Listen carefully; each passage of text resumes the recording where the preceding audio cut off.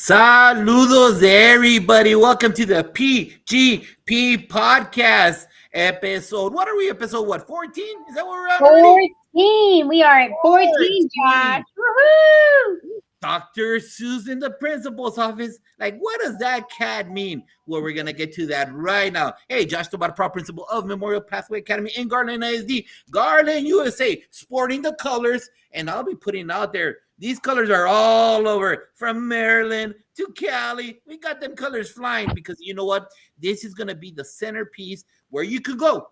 Take out your card catalog for them Gen Xers. Take out those USB ports and retrieve that information because we're all ready together. We're all under one bridge, one 2024-2025 learning experience. And remember, we're not alone, guys. We are not alone. We choose to be alone because there's so many formats. There's so many blogs, so many edu podcasts. There's so many live streams out there that if you don't know what to do, there's free PD for you out there. You choose to be alone. So don't be alone. Be part of the conversation. Hey, Dr. Moreno, what's going on in H-Town? Oh, my goodness. It is hot.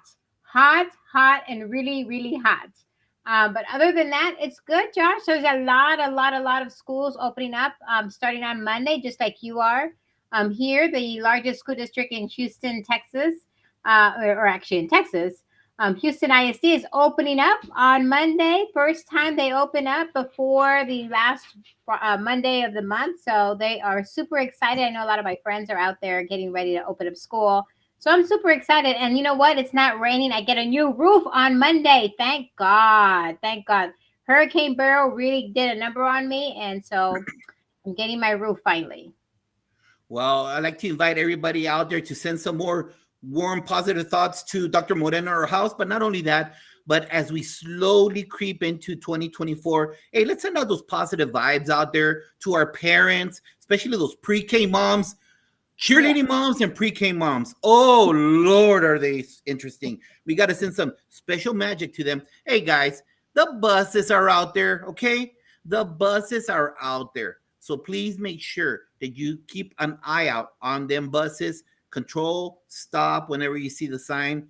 All right, so here we go. Dr. Seuss in the house. So today's theme are, thank you, Jeff. I got that right there. Appreciate you letting me know.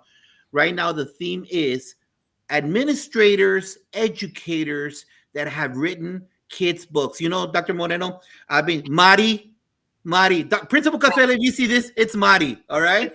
Principal Cafele, it's Mari. And everybody, before I get into that, this coming Saturday, the Fantastic Four will be together with Principal Cafele, Shika Houston, Tammy Taylor, Sean Hurd on Jefe's podcast. Well, today's podcast has all these educators that have written kids' book.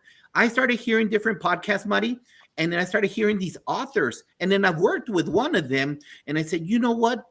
There is that genre that we live it every day, Mari. We live with kids, but you know what? Sometimes the beautiful thing is having special books for those. The foundation is elementary, and elementary fills the foundation for middle school and high school. So I thought, what a better thing than to have these beautiful administrators, educators come to the show and talk to the audience about spreading the love, spreading the knowledge to the future generations of this country. What do you think about that? I think that's amazing. I mean, I remember when I was a high school teacher, I would be reading these children's books to kids because they all have a special message, a message that they can easily transfer into their own lives, into moving forward and going to college and everything else. So there's great messages in these children's books. So I'm super excited to hear about our authors today. I mean, I was just floored when you had this podcast, and I was like, finally, Josh, something that I would really, really want to hear about because I want to know more about this information. So without further ado, everybody, the PGP podcast, you wanted the best, you've got the best. From Texas, Juanita Gandara. From Maryland, Principal Rachel Edoeket. Jeff Kubiak. From Cali, let's see, is Mr. Tiga here? Is he here? Hey, he showed up right there out of South Carolina, home of the game. Hold on. Tiga, Clemson or the Gamecocks? All right, here we go. Woo! We're gonna have a good time for sure now. Welcome everybody to the PGP podcast, and let's start out the show by dropping the street cred. To me, that's crucial. When I go to a conference or to PD, I want to know the person in front of me. Do you have the street cred before you start preaching? When you're standing up on there, do you got the receipts, as the kids say today? So let's go around, and this is what I want you guys to do. Please tell the audience, number one, who you are, how long you've been in education, and the roles that you served. And out of those roles that you served, which one has been your favorite? Which one is why, and why is it your favorite? And you know what? Let's start off with Juanita Ganda out of El Paso, Texas. Okay, Josh, that's a great question. Well, first of all, I was a bilingual teacher for 10 years and a school counselor for 20. And if you ask me which one I preferred, you know what? It's got to be counseling, because I felt that I was able to touch all the lives of of all the students in the school. And so that's why I prefer to be a counselor. All right. What did you teach, Juanita? Tell the audience. Oh, I taught kindergarten through third grade, bilingual. Awesome. Thank you for sharing. Jeff Yes. Kubiak, talk to us. Tell them your history. Thank you, Jeff Kubiak from California, and I was in the classroom, grades 4, 5, and 6, self-contained. I also started out as a one-to-one special education paraprofessional. I was a dean of students, an assistant principal, and a principal. And I'd have to say my favorite role was the assistant principal role, just because you're in the classroom, you're dealing with students, you're supporting teachers, lots of parent conversations. And so really getting deep in the trenches and being able to help serve and support every single person in the community. Awesome. Very beautiful. Thank you for sharing. Tiga. I know it says Ortega, but I saw him on a podcast with Shika Houston, and it's Tiga, correct? Correct me if I'm wrong. Yes? Yes, it's Ortega, but most people call me Tega. That's why I grew up as Tega. But I have 17 years of experience as a visual, but a total of 20. This is my 24th year in education. I'm currently an assistant principal at an art school. The art kind of combine being an administrator and being an artist at the school where I'm at now. So that's like the administrator. Awesome right there. Thank you. Dot McGeever Jeeber, Fantastic Four fam in the house. Thank you for being here right now. And without further ado, a great lady. I finally had the honor of meeting face to face, and we broke bread together. Dr. Rachel Edoweket. Hello, everyone. My name is Rachel Edoweket. I'm a school principal in the state of Maryland. I started my career as a kindergarten teacher, and I am starting year 19 in public education. So I've been a kindergarten teacher, then I've been a mentor teacher, I've been a team leader, I was an assistant principal, and now principal. It's really hard to choose my favorite role. I really have loved each of the roles that I've been in. But I would say the principalship has really been my bread and butter the last 6 years. So I'm so happy to be in that role. Beautiful. Thank you to all our guests. Dr. Moreno, take it away. You know what? I'm just super, super excited about everything about our podcast today. But I want to know, and I'm sure everybody out in the audience wants to know today, who or what inspired you or motivated you to become an educator? Many of you have over 10 years of experience. So kind of think back for a second. Who or what inspired or motivated you to become an educator? And we're going to start off with Mr. Tiga. Yes. It's about that. When I went to college, I went to be a visual art. I'm just going to draw. Tiga, can you do me a favor? Instruct. Can you take off your audio for just a second? Maybe that'll help. Breaking in and out. Okay. So maybe if you take your audio, your camera off, maybe your audio will come out a little better. Okay, 1 second. And then we'll put your camera back on as soon as you're done. All right. Is that better? Oh, better. Yes, yes, yes. Okay, all right. The funny thing, when I went to college, I said I wanted to be an artist, and that's it. But my professor said, "Hey, major in art education." I said, "All right," but I'm gonna go to grad school in illustration, and I'm just gonna be an artist. But then when I graduated, I couldn't find a job. I couldn't find a job in profession of illustration. So I said the only job I found, I went on an interview for an art teacher position, and I became an art teacher, and it's like I've been in it ever since. I loved it. I didn't think I was going to love it. I said I was not going to be a teacher, but 24 years later, I love it. Here you are. Look at you and doing wonderful, wonderful work. Yes. Awesome. Mr. Taker, you can turn your audio or being your camera back on so we can see you. There you go. We'll just have to kind of play this game until it'll work out. Let me see. What about Dr. Edoweke? So I was inspired by my grandmother. She taught in Baltimore City for over 30 years. She was a school librarian, and I always was in her classrooms as a child over the summer helping her set up. So I've always been around school. And my mother has her teaching degree as well. So I'm a third generation educator. So I would say I'm definitely inspired by my family, and just seeing them touch lives of students around them was something that I wanted to do as well. Oh, that's so awesome. Awesome. Mr. Kubiak. All right. I was inspired by two people. My mother taught high school for 35 years, and I oftentimes got to go visit her, sometimes unfortunately because I might have been in trouble.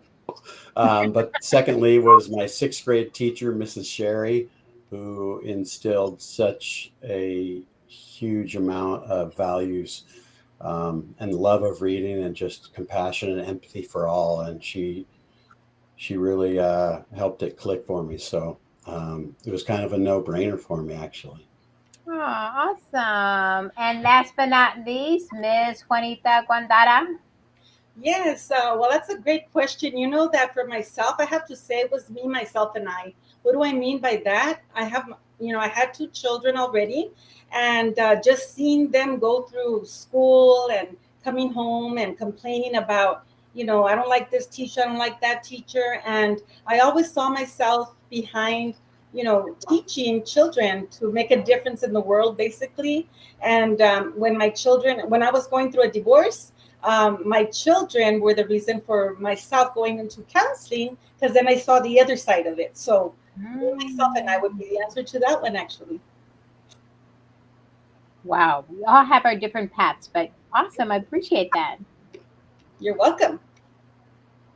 Welcome to the house, Principal Kafelik out of New Jersey. I don't know if he's in an airplane. I don't know if he's waiting, paying a $15 for a water at the airport. But thank you, Jefe, for being here. I already told everybody, Jefe, we're going to be on the show on Saturday. So everybody tuning in right now on the rebroadcast, join us for Principal Kafelik show on all platforms. Or the one that you feel more comfortable with. So let's peel the onion a little bit further back about you, Dr. Rachel Eroeket. Tell the audience, I caught you.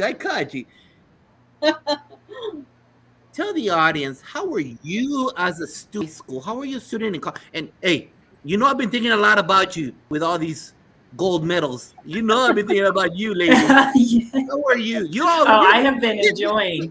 This lady right here, wait till you hear her. She rocks the house. How were you as a student in high school? How were you in college? And most importantly, how was your parents' support propel you to who you are now? So how were you as a student?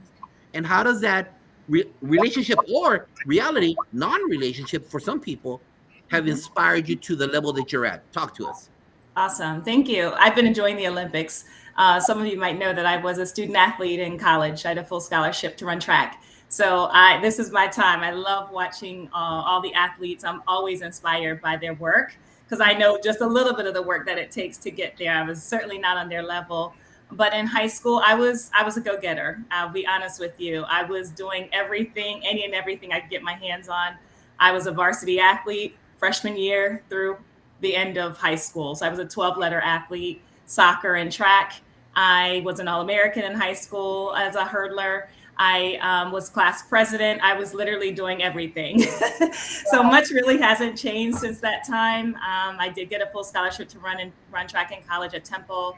I loved that experience. I loved working with students from the inner city. I come from the suburbs, so that was a great experience for me to learn, see the excellent teaching that goes on, just watching some of the best teachers in the world in Philadelphia, just meeting the needs of their community, doing everything that needed to be done on behalf of their kids. So that was very inspiring for me to see and to take back now into where I'm serving. I have a new school this year. This community is amazing. Just got there July 1st. It has been so wonderful. We're going to be visiting out at bus stops on the first day back when teachers come. We're going to have breakfast and go right in the community. We're going to cut that first meeting and go straight to the people. So I'm just excited to be doing great work now. Yeah, keep doing that great work.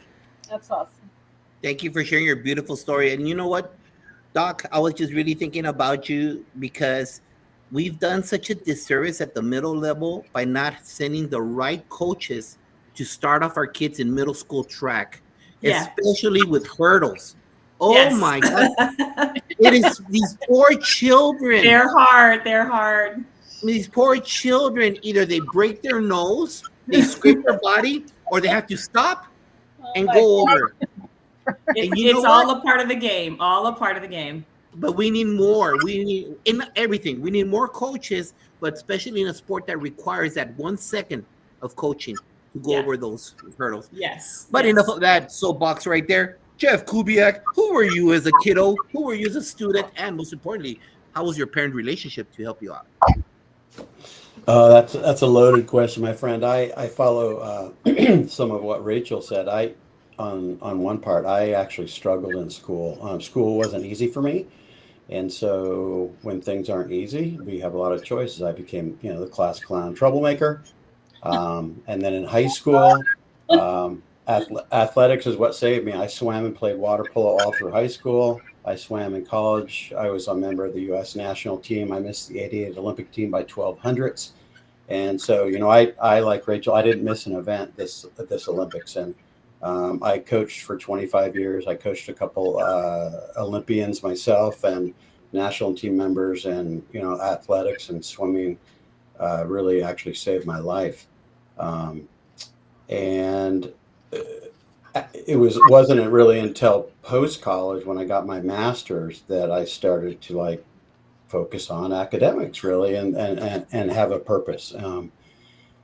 And so that all led to a couple different things of blogging and writing, and then that's how I got into writing 3 different books. But I have a huge heart for the student that struggles, not only at home in their relationships or lack thereof, but the student that struggles in school and with peer relationships. And my parents were unbelievably supportive. They gave me whatever it was that I needed to succeed and find challenges on my own. Not like they spoon-fed me or anything, but I struggled, and they would help make it a teaching moment and allow me to reflect and grow. And that's swimming saved my life in a lot of ways. And I think we have to be able to channel that as educators and give kids music and art and athletics and allow them an outlet. It doesn't matter what it is, but hopefully it's safe and something positive. Thank you for those beautiful words, Jessica. I so wholeheartedly agree, 100%. Hey, team, well, somebody please, if you're not speaking, just make sure you're on mute. That way, I'm getting a little bit of feedback on my end right there. Okay, so if you're not speaking, please make sure you're on mute. Tiga, talk to us. All right, let me turn my camera off. All right. I guess you were saying I struggled. About my education, element, high school. I took resource classes. Sent me to, we laugh about it now, like everywhere throughout of education. I believe that I could, even though I struggled, they say we're going we're going to. Um, I was most a C. I didn't get in trouble in school. I called my she didn't do that. I didn't get in trouble. I I school, but actually, college is because I actually when I graduated, what I wanted to do with myself because I could draw. That's much I could draw, and I said I want to be an artist. I didn't know what to do, and I actually started, about to get in trouble. And my parents said, "You can do. You're gonna decide what you're gonna do," and that's when university is the only college that accepted me, and that's how I ended up in college, and became the person that I am. So I believe Claflin, I said, save life. That is what we need to hear out there. Let's not forget, because not all of us come from a perfect background. We all come from adversity, success, different, but in the end, we're all working on the same mission: student success. Thank you for sharing that powerful story. Appreciate you.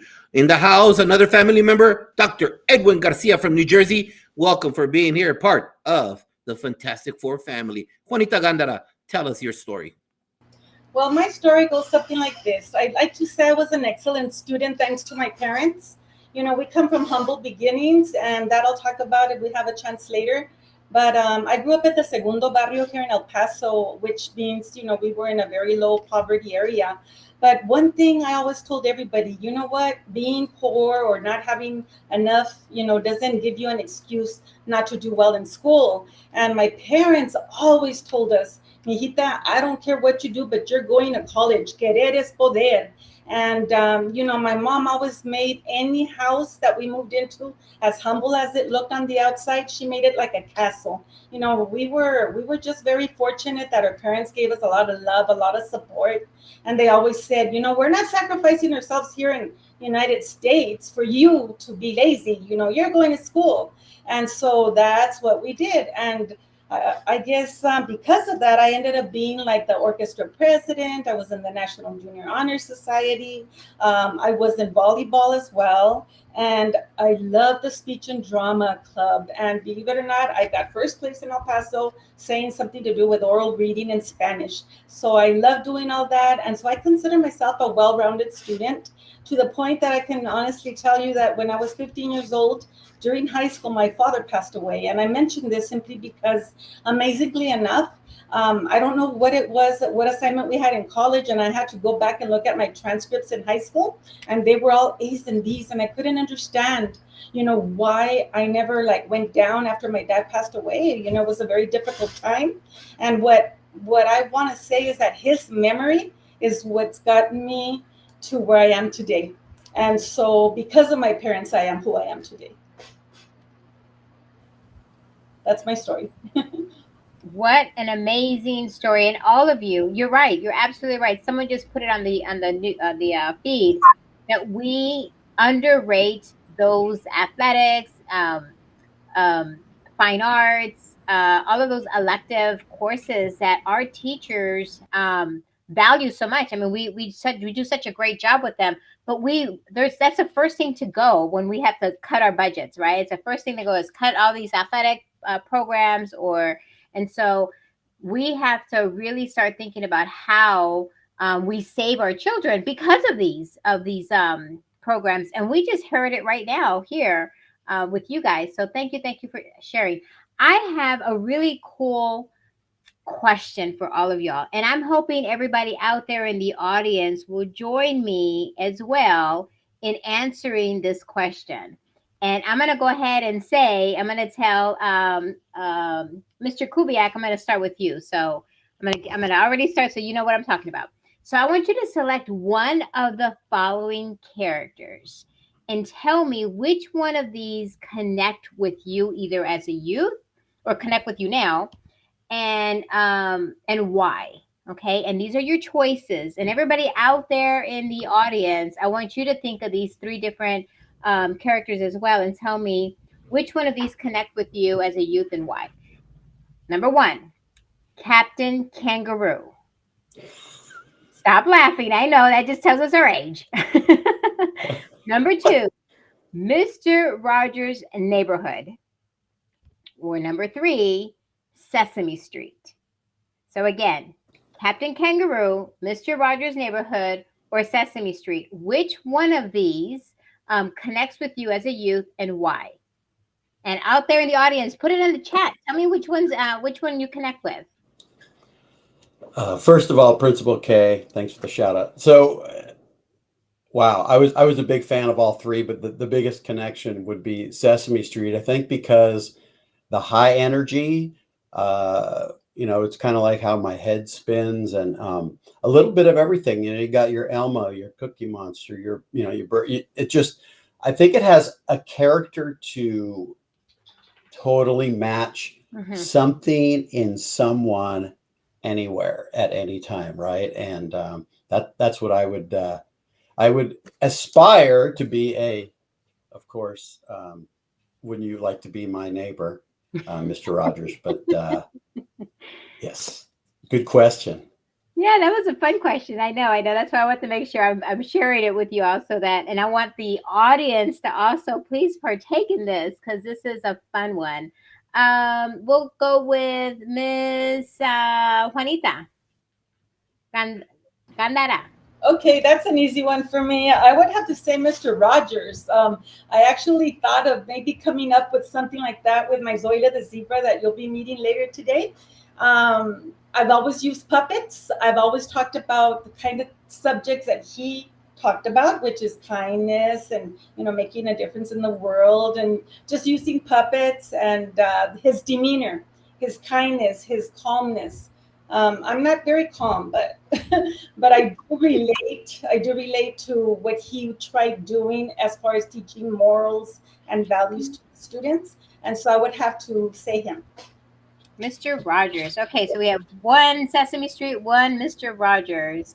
Mr. Tiga. All right. You said Mr. Rogers, and then you said Sesame Street. That threw me off. I had to choose. So I would think my goal is to be a Mr. Rogers. That's I'm aiming towards that. But as a child, I would say Sesame Street because I'm a visual person, and all those characters and animation and things like that on there that kind of caught my attention. So I would say Sesame Street. And why again? Why do you saying Sesame Street? Because I guess because of all the characters on there, it's like that really caught my attention as a child and made me really pay attention to what was going on because it was the visual that caught me. Yep. Awesome. Dr. Edoweket. I'm like Juanita. I really enjoy Mr. Rogers. I think his essence, his warmness is something that we all aspire to. He was someone that even though we never met him, we felt like we knew him. We felt like we could trust him. And trust is something that is so important to cultivate today in our schools, not only with our kids, but also with our staff and their families. And so I think Mr. Rogers is definitely someone that I would aspire to be. And I hope that my students see me in that way as just, a warm, loving presence, someone who's there for them. And even when times are difficult, just having that calmness, that steadiness, to be present for them to help explain. Sometimes there are situations that are hard. And I think Mr. Rogers really got that right with being able to humanize people and situations. And so that's something that I would love to be viewed in a similar way by my students. Awesome. Josh, are you a Captain Kangaroo? No, that is not you. Okay. No. Yes. I'm Gen X, baby. I'm Gen X, and I gotta rep the old people in the profession. Understand? We're at the end. Then Gen X. It's all the way with Mr. Green Jeans, baby. If you have no idea what I just said, that's okay. Don't you worry about it, because you know what? Especially the Moose. I forgot the Moose. Remember the Moose, Jeff? You remember the Moose, right? I forgot his name. But you see, when I came to this country, that was my semblance of Sesame Street. So we remember back in the good old days, we only had 3 channels. And then when public TV was out there, that's the one you would turn to. And Captain Kangaroo was one of the things that brought, I didn't have that aspect of Sesame Street with all the different characters. We just had that one grandfather, air quotes, grandfather look guy that brought us peace. And that was the ones that we grew up with in regards to. So I will support Gen X till I die because I am Gen X.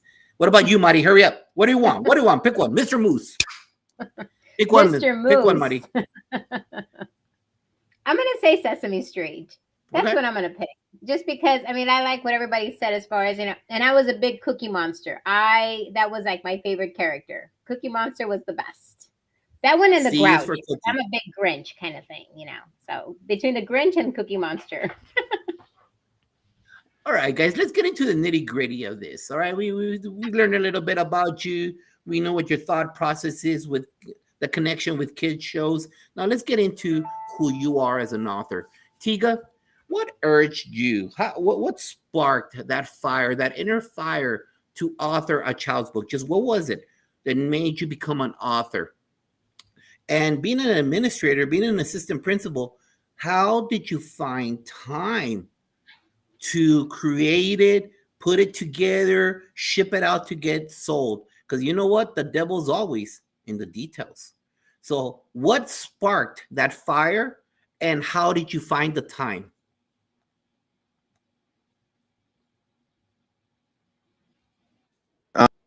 So I actually authored two books last year at the end of the school year.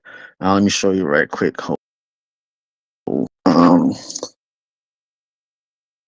This is the one.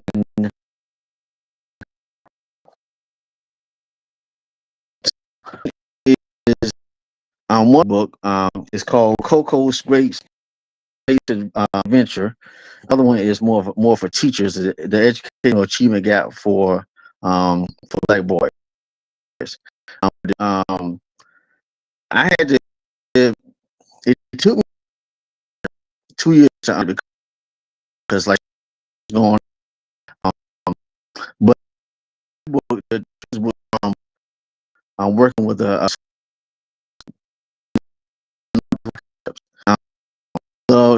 space and everything's like, and it's a student who a lot.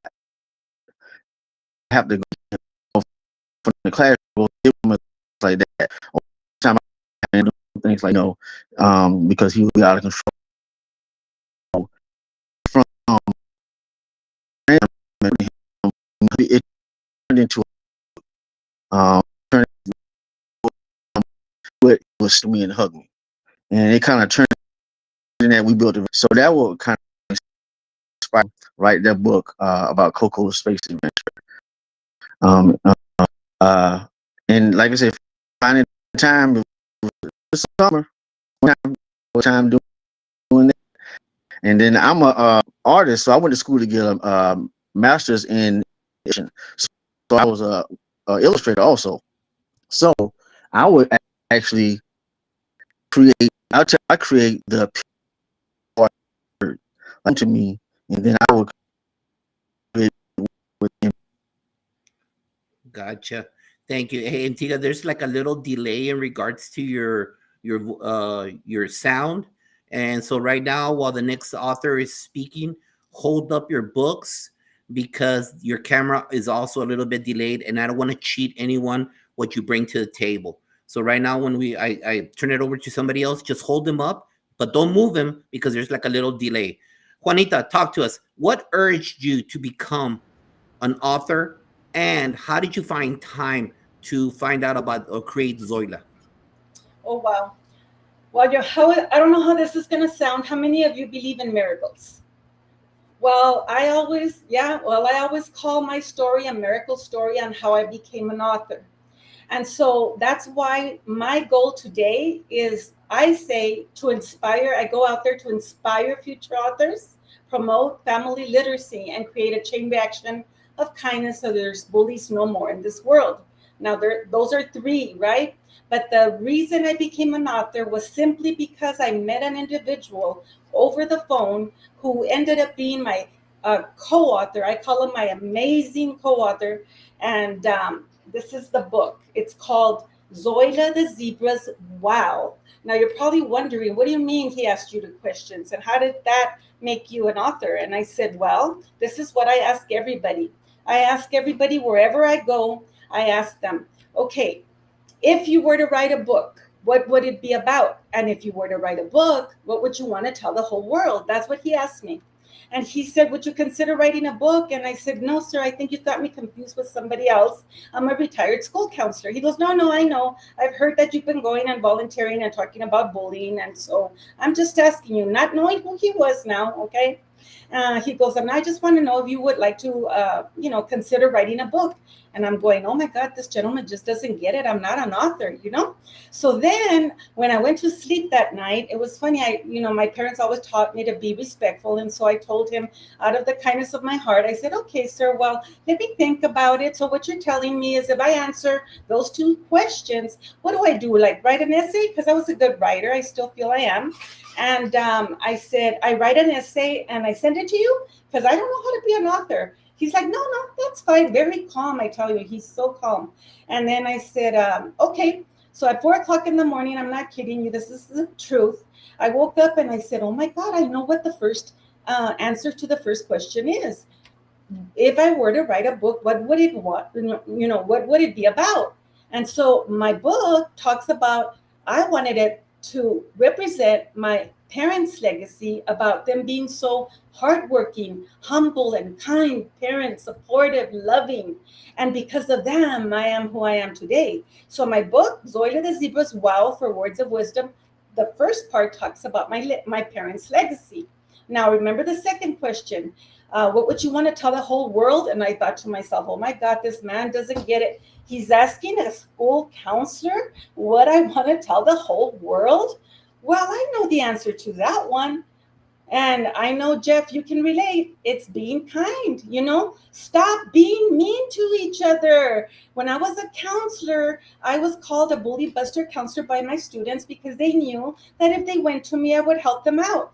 So I knew that I wanted the book to be about how do I tell the world how to stop bullying each other. And that's how I became an author. I wrote the essay. I sent it to him. He sent it back to me. I've never met him in person. That's the miracle part of it. I've spoken to him on Zoom once. I have all the emails to prove it. And that's how we became co-authors. Now, who did he end up being?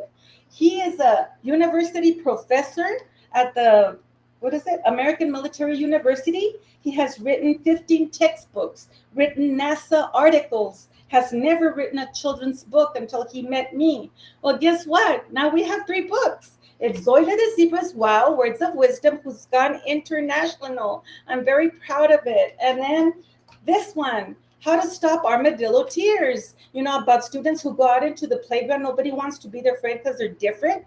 Well, guess what? Zoila sees him. He starts crying after being rejected so many times. And Zoila tells him, just be yourself. So she starts highlighting all his qualities. And at the end of the story, he tells you, that's why you've got to give everybody a chance and don't judge people by a book. Don't judge a cover by its book.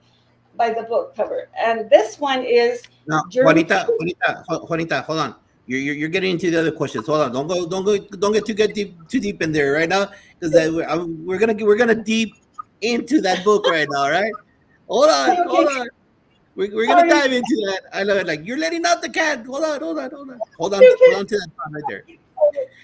I love the excitement. I feel bad interrupting you. I'm sorry, but we'll get into the detail of the actual book right there. Jeff, what made you become an author, and how did you find time?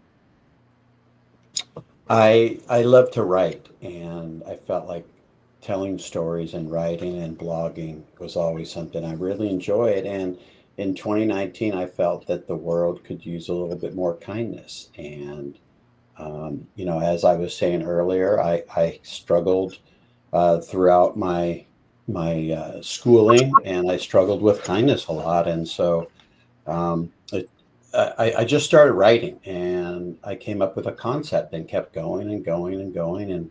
And I asked friends to help and family to help and look. And about a year and a half later, Sarah Thomas of EduMatch came along and said, let's do this. And so we came up with One Drop of Kindness, which was then translated into Spanish, Una Gota de Bondad.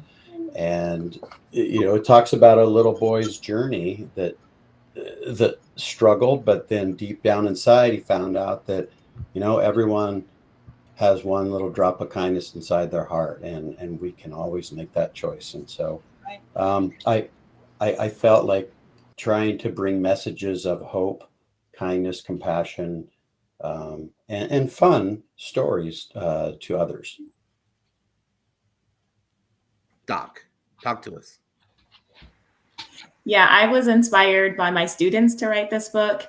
I had written a book already for adults called The Principal's Journey, Navigating the Path to School Leadership, and that's for adults who are interested in becoming administrators. But I also wanted to do something for my students because we do something called the Principal of the Day, where I choose a student by lottery to be a principal with me for the day, and then our assistant principal also chooses a student by lottery, and they get to spend the entire day with us, going around the school, doing all the jobs, meeting with the head custodian and doing a fire drill, going into classrooms, giving teachers feedback and students. And so it just is a wonderful day that we do. And I decided to write a book about it. I think for students, it's really important that they are able to see that we are adults, but also that we have lots of different interests. And so I always wanted to be an author, but when I say to my students, I wrote this book, and I show them a physical copy of the book, and I tell them that it also has like activities that go along with it that don't require technology, coloring pages and things, their parents are very interested in it. And so I think it's important for students not only to know I'm a principal, we're educators, but we are also authors, we're speakers, we do lots of different things. And in terms of the time, I think I'm just very dedicated. So if I want to do something, I'm going after it. So I just sort of learned a lot from writing the first book and was able to apply some of those same principles into the second book. And the time writing was a little bit less because it's not that long of a book, but the illustrations were a different story because I'm not an illustrator like Tiga and some of the others. So that process was a lot to learn, and I'm happy that I did that. Thank you for sharing. Dr. Moreno. So now we're going to get into the book, right? And so I really want to know a little bit more about kind of what is a message? And I know, Juanita, you talked a little bit about that, and I want you, when you speak, I want you to kind of talk about some of your favorite pieces, right? Since you shared some of that, and we didn't hear that last book since you have so many of them. So let's talk a little bit about, kind of describe your book and what is your favorite part of the book. Okay, so let's start off with Dr. Edoke. Thank you. So the story just starts off about curiosity. The students are all talking or sitting around recess, just wondering, what does the principal do? They want to know this. And so they start approaching their principal and asking them. They go to the library to find out, what do student leaders do? What are some of the qualities of good leaders? The book is really about cultivating that curiosity and that leadership in students. So they take it upon themselves to do research and to ask their principal if they can spend the day with her. And so that's what the story is really about. They go throughout their day, they dress up, they have, different, they make badges, call themselves principal pals. They learn that a principal's job is not just making rules, it's about supporting a school and helping to solve problems and to making school a wonderful place to be. And so I included different pictures, and the characters are some of my favorite teachers that I grew up with from elementary to Lynn High School. So that was a fun process to see them reading the book, not knowing that they were characters in the story. So to see their likeness and image into a story was really impactful for my teachers. And it was a small way for me to honor them. Is there a favorite part? I would say my favorite part is the students decide that they want to organize a school-wide event for all of the kids. And this is something that the students in my own school have asked me several years. Could they do like a school-wide recess? So that's like my favorite part, because they learn that school is a place where you can make those joyful moments, and that we all and that we all have an important role in making school a fun and joyful place for everyone to be. That's awesome. I really like that. That's a nice way of helping students understand kind of the role of what principals do, and how do they make it better for administrators to kind of make it a better place for everybody, right? Yes, Awesome. thank you. Yeah. Mr. Kubiak. Oh, thank you. So my first book, One Drop of Kindness, is it's kind of starts off a little dark, you know, and a boy who's orphaned finds himself moving from house to house and town to town, and he finally settled of a place that really struggles with kindness and making good choices. And as we evolve through the journey of Gus, he finally finds that one day in class, someone new comes to school and brings this whole new message. And the book starts out in black and white. And then as we evolve into the story and our wonderful character Truly comes in, it becomes color. And so Truly is really what helps Gus find that there was always one drop of kindness to make the heart full.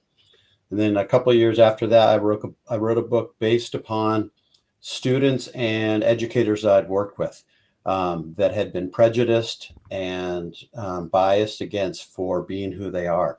Second language learner, Black educator, so many different students that and humans that we find every day that this is who they are. Why don't we embrace them and acknowledge who they are, right? Seeing the colors, seeing them for who they are and what they bring to the table. And so these are vignettes that were written by these individuals saying that this is me, please see me. And then my last book, this was a collab with my son, Braden. It's called Monsters Have Manners. My son used to love doing monster drawings. And so this was brought to life, and it's just a fun journey of a boy that thinks manners are not found in monsters, but we truly know the difference. So it just has these really cool drawings. They've got little postage stamps of the actual drawings my son did, because every time our little friend River thinks the monsters do something wrong, it's shown that they are doing the right thing throughout the story, and it's really cute. And then one of the collaborators, Trisha, put together with me this activity book. It's got all sorts of ways on how to draw a monster and how to create different things. And this just came out through Teacher's Goals. So, you know, I would say my favorite in each book, there's hope and there's compassion and there's understanding and there's a little bit of lesson, maybe how to be more kind or how to see someone for who they truly are, and how to maybe embed manners into your daily life for others. And so looking for hope in those type of messages. I love that. That's a great message. Great messages for our kids to hear. So thank you. And I love the fact you incorporated your son. Oh my God. Oh, when yeah, your son grows up, amazing. he's going to see this book and he's going to say, Dad, look, I can't believe. I mean, we capture all of these great drawings from our kids when they're small, right? But you have it in a published book. That is so amazing. I love that. Yeah. Thank you. Mr. Tiga, let's see if your mic is working today. Or this All right. time, this Is it, sort of. Let's sort of. You hear me? No. Yes, I can hear you. Okay. All right. My book goes with space adventure. It's going. Okay. Let me turn it off. So, the story is a little boy who in class. He space and there's a rocket parachutes. And he was sleeping and he got sneak out of class, space adventure in the school. And as he was sneaking around, teacher realized he was surprised and at the same time like hysterical because he was. So she gathered all the teachers together to go on a search for Coco, and searching for him was in the classrooms, like the gym, the science lab. He was going to um, going on different spaces in those areas that he was in. Um, he after spending time going on, he realized that it was almost time for recess, and he to the classroom, and the space adventure kind of turned back into the school. And my favorite of the book, and in a minute, is when he showed up. Everyone was still looking for him. When he showed up, everybody was excited and like, like what happened? They were excited about that. I'm thinking about, as a real administrator, if a student's missing and you're looking for him, know, you know, but I went to a review, so my favorite part.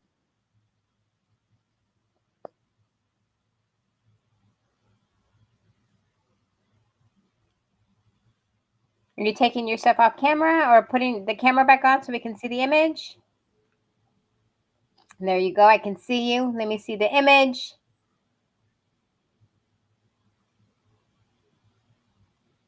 Oh, I see it now.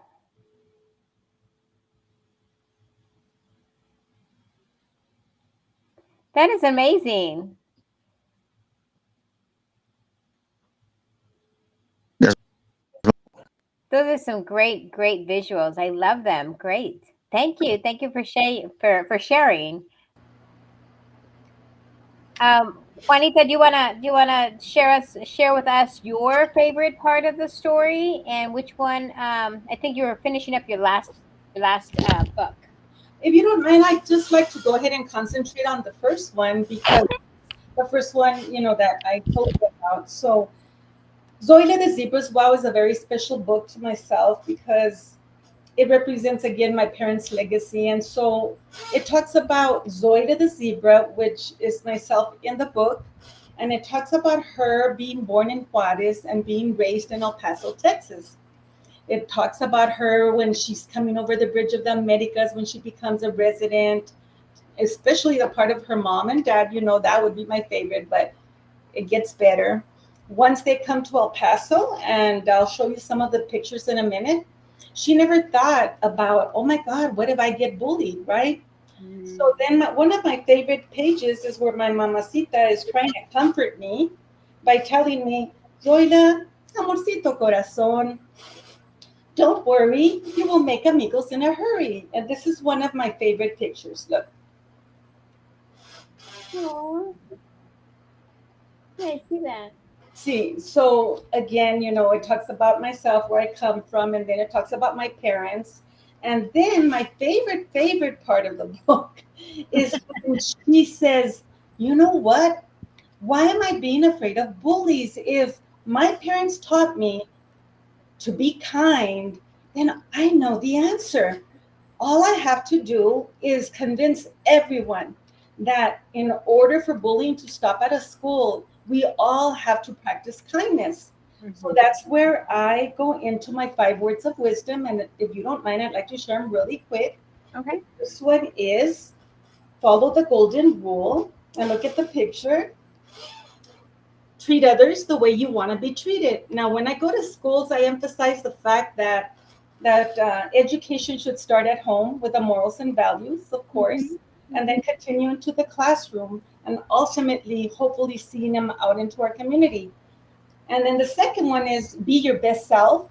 And I tell them that my parents taught me that was being humble, kind, and share your wealth. Now, when I say wealth, I mean no seas codito, because my dad especially, right? And kids don't know how to share.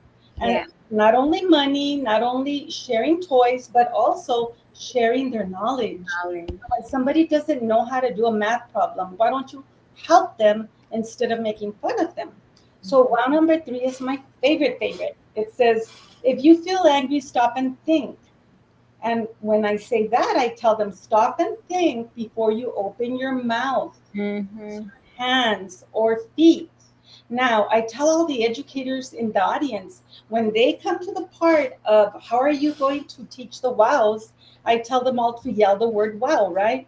And when they do, I tell them they just took a pledge. I said, now imagine, teachers, you are expected to be the role models and do these yourself. So it starts at the top, administrators, and it goes down to teachers and students. And the fourth one is communication is key. Hablando se entiende la gente. And I forgot to tell you, my books are Spanglish, meaning they're more in English than they are in Spanish. I And was going to ask you that question. I was going to say if it was written in Spanish, so half the sentence is in English and the other half is in Spanish, something like that. yes, but it's pretty much more in English, and I did that on purpose, and I'll tell you why. And number 5 is be a good listener. Now, I took those 5 words of wisdom, and what I did was I poured my 20 years of school counseling experience, referrals, if you will, into these 5 words of wisdom, if that makes any sense. So, like I tell everyone, they ask me, what age groups does this book go for? And I said, to the whole world. I said, would you benefit from treating others the way you want to be treated? Or do you stop and think when you get angry? And so it applies to everyone. And so that's the favorite part of my book, are my 5 words of wisdom. And thank you for the questions. I just So you were going to tell me why it's more in English and a little bit in Spanish. Yes, I did. Very curious about that.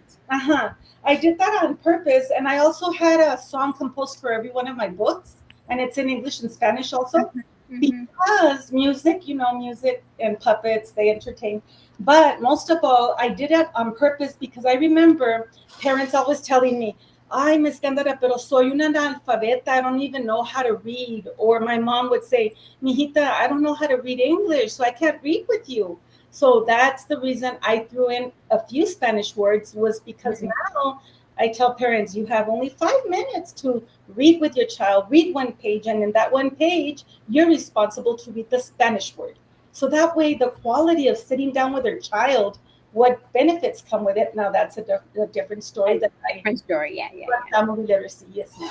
Well, I like the fact, Mr. Kubiak, you said yours is in Spanish, so you have it both in English, 100%, and 100% Spanish, right? Yeah, it was translated two different books, one in English, one in Spanish. Yes. Right. So, and then, of course, Juanita, you said yours was Spanglish, right? So, I think there's benefits to both, right? And I like the way you how or why you did it, right? You had your Spanish-speaking parents only say that 1 or 2 words that's in the sentence, which is great. You're incorporating your parents. And I love the fact that Mr. Kubiak, they can read the whole book, right, in Spanish. Yes. And so there's benefits to both. And I just wanted to make sure that those are great resources. All of these books are great resources because they have a great message to share with our kids. I would say K to 99 because Juanita just told me it was for everybody. So K to 99. The whole world. The whole world. All righty. So let's close off with the Échale Ganas questions. It's a lightning round, guys. It's a lightning round. Okay. We're not going to be writing 7 books right now. It's a lightning round. So you got to do it real quick. So I send you the questions. That's the only thing I sent you beforehand. So don't be taking 10 hours per answer, right? It's a lightning round because remember, we got people going in tomorrow. I start tomorrow with the kiddos. So I need to motivate, inspire, and it comes from your words. So please, let's make sure we make it quick. The Échale Ganas questions. Dr. Eroeket, give advice to either a new teacher or an administrator. Definitely do not try to do it all. Figure out something that you're really strong in, focus in on that. And then if you need help, always ask for help. Don't do anything by yourself. Read a note, an email, and or text from a teacher student who inspired you. I don't have like one in my hand, but I'm always inspired by students when they say things like, you know my name, you think I'm special, and you give me hugs. Those are very, very sweet notes, and I try to do that as much as I can with all of my students. Love it. You owe me 2 stadiums for that. Here we go. Send some flowers to a current educator who inspires you and why? So I'm gonna send flowers to my second grade principal, Mr. Slacum. I always take time to honor him. At the time when I was in second grade, I didn't know I was going to be a principal one day, but he showed me how to do it the right way. And so I just honor him every chance that I get. Who should the people follow on social media? Who do you recommend? One person. They should be following you, Josh, of course, on social media. Thank you very much. Thank you very much. One song that embodies your essence as a person. One song. Okay, this is hard. I don't have a great answer for this one. I'm gonna go with "This Girl Is on Fire" by Alicia Keys. I like it, and it's very motivating, and I'm on fire. Yes, you are. Yes, you are. What's your favorite quote? My favorite quote: "Every child deserves a champion" by Rita Pearson. I love everything that she said, so that's definitely my favorite. Love it. How can people get a hold of you, your book, everything? How can they reach out to you? If they just go to racheledwekett.com, they can find everything. I'm on Twitter at Rachel Edwekett. And I'm looking forward to connecting with everyone. Thank you. Beautiful, beautiful. Hey, if you got to drop the call, young lady, I understand. Thank you for being here. Family first. Here we go. Jeff Kubiak, échale ganas questions. Give advice to either a new teacher or administrator. Learn to embrace mistakes. So mess up, reflect, learn, and grow. Beautiful. Read a note, an email, or text from a teacher, student who inspired you. This is from a student from this school year at the end. Mr. K always believed in me, even when I was mad and yelled at him. I know he loved me. He's the best. Woo! Sixth grade girls. Yep. Love it. Send some flowers to a current educator who inspires you, and why do they inspire you? It's Rosa Isaiah Perez, California educator. She's an assistant superintendent in Southern California. She does it all. She's not only a mother and an administrator, but she fights for the underdog, pure and true equity, equality, and awesomeness. She's amazing. Love it. Who should people follow on social media? Give me one name. Don Epps, at Don Epps EDU, chasing greatness. That man is a magician of love. I love it. Love that guy. I hear you. One song that embodies your essence as a person. One Day by Matis Yahu talks about one day there will be no more hatred, wars, everything. And it's beautiful. He's kind of a reggae, R&B, rap, hip hop. It's perfect. The lyrics are fire. What's your favorite quote? It's a poem by Teddy Roosevelt, "The Man in the Arena." And I think most of us know that, right? Yes, yes, yes. How can people reach out to get your books, to call you over, to come on over to my school? Yeah, thank you very much. JeffKubiak.com, at Jeffrey Kubiak on the X Twitter, at Jeff Kubiak author on Instagram. Thank you all. I love keeping in touch with people. Let's do it. Let's work together. Let's have fun. All right, let's try this, Tiga. Nice and quick. Remember, not 10 hours, real quick, lightning round. Give advice to either a new teacher or an administrator. I remember this spell with the same. I love that one. Thank you. Read a note, an email, or text from a teacher, student who inspired you. Year teaching, I had a student email me a couple of years later from Altoid High School, and he emailed me and said I inspired him. I would talk to him when nobody else would talk to him. He wanted to be an artist just like me. Beautiful, beautiful. Send some flowers to somebody who currently motivates you. Miss Mickens, the special ed teacher at my school. She teaches of. All right. Who should people follow on social media? Give one name. Dr. Sheikah Houston and Dr. Tammy. Fantastic. Four in the house. How can people reach out to you, sir? Oh, I'm sorry. My bad. My bad. Your favorite quote? My favorite quote is be who you is, because if you who is ain't who you is who you. All right. Got it. Okay. Give one song that embodies you as a person. What is your essence with that song? If you dream, If you dream by who? Tank. Got it. All right. And how can people reach out to you, get a hold of you, get your books? You can well, if you can Google me, Ortega, Missouri. I'm the only person with that name. Trust me. And also to show art on and Beautiful. And Zoila. Nice and quick, Zoila. Nice and quick. Let's finish the Échale Ganas questions. Nice and quick. Give advice to either a new teacher or administrator. Okay, same one for both. Here it goes from Rita Pearson. Every child deserves a champion. Goes the same thing for a teacher, an adult who will never give up on them, who understands the power of connection and insists that they become the best that they can possibly be. Read a note, an email, or text from a teacher or student that inspired you. Okay, I'm going to get a note right here that I actually went and looked for, and it's from a teacher. And it's basically saying something like, you have truly made the world a better place with your kindness, smile, and genuine love that you spread to all those around you. The world is a better place with you in it. Woo! Send some flowers to a current educator who inspires you. And why do they inspire you? Well, they're not current educator anymore, but they used to be a school counselor like me, and that would be Miss Laura Rizzo. And you can find her at Rizzo Speaks Life on Twitter. All right. Who should be?